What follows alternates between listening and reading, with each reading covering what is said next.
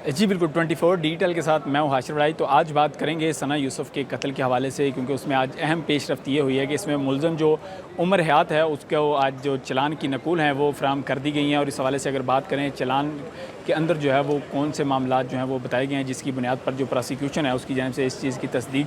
की जाएगी कि यही जो मुलज़म है उमर हयात, इसी की जानिब से जो है वो सना यूसुफ़ को कत्ल किया गया था। तो इस चालान के बारे में अगर बात करें तो इसमें सबसे अहम जो बात है कि ये मुलज़म उमर हयात जो है वो पकड़ा कैसे गया था। तो मैं इस हवाले से अगर बताऊँ कि एक शीशे का जो टुकड़ा है वो सबब बना मुलज़म उमर हयात की गिरफ़्तारी का, या इस चीज़ की तस्दीक का कि जो सना यूसुफ़ है उसको उमर हयात की जानिब से जो है वो कत्ल किया गया। तो जो सना यूसुफ़ का जो कमरा था जिसके अंदर ये वाक़या पेश आया सना यूसुफ़ को कत्ल करने का, उस कमरे के अंदर जो है वो एक मिरर जो है वो लगा हुआ था। और जब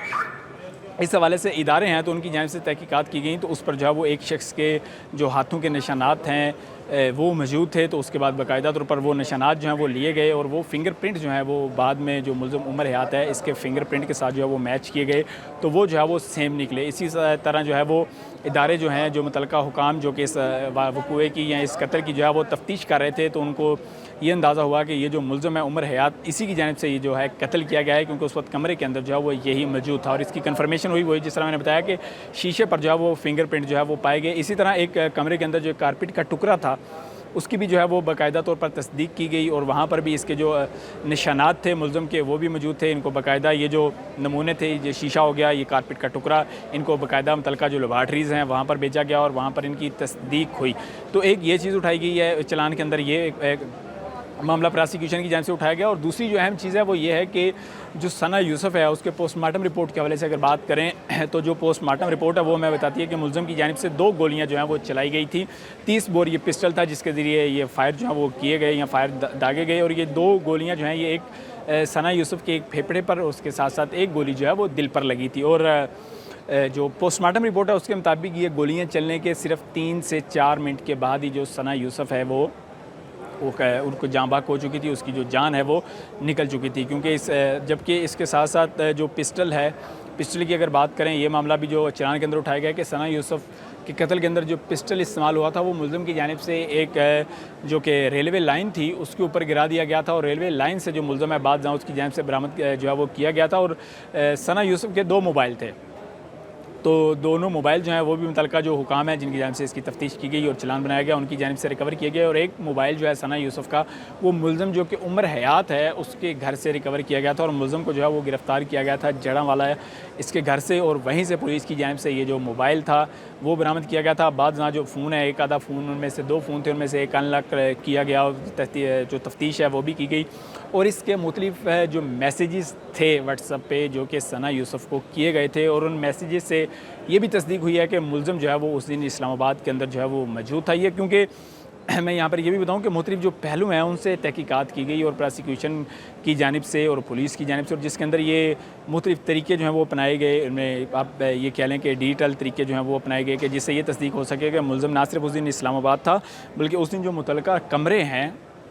जो मुतल्लिका रूम था सना यूसुफ़ का जिसके अंदर जिसको कत्ल किया गया था, उस रूम के अंदर भी जो मुलज़म है वो वहीं पर मौजूद था। तो ये एक बात तो बताइए। और दूसरी मैं आपको यहाँ पर एक अहम चीज़ ये भी जो कि अभी चालान से पता चली कि इसके अंदर जो है वो 31 गवाहान जो हैं वो शामिल हैं इस केस के अंदर। जो प्रोसिक्यूशन की जानिब से एक फ़हरिस्त अदालत के अंदर पेश की गई है, वो उस फ़हरिस्त के मुताबिक 31 गवाहान हैं जिनमें पुलिस एहलकार हैं,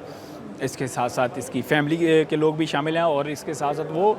गाड़ी जो कि मुलज़म की जानिब से इस वारदात के लिए इस्तेमाल की गई, या वो गाड़ी जिस पर वो सना यूसुफ़ के घर पहुंचा, उस गाड़ी का जो मालिक और ड्राइवर,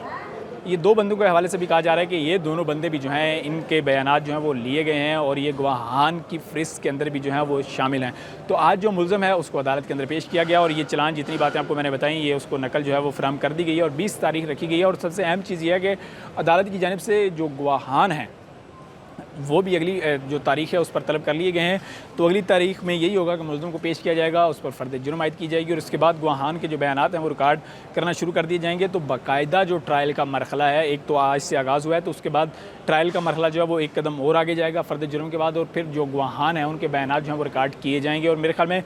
ये जिस तरह ये मामला चल रहा है तो इस केस का जो फैसला है वो 1 से 1.5 माह के अंदर जब वो आ सकता है। इस कन्फर्मेशन इसकी अगली तारीख पर जज साहब करेंगे कि ये डे टू डे चलाते हैं या किस बेस पर जो है ये केस चलाते हैं। 14 दिन बाद चला, एक डेट हुआ करेगी, 7 दिन बाद हुआ करेगी, वो नेक्स्ट जो पेशी होगी उस पर कन्फर्म होगा। और आज जो अदालत है उसकी जानिब से चलान की नकल फ्राहम करने के बाद ये जो केस है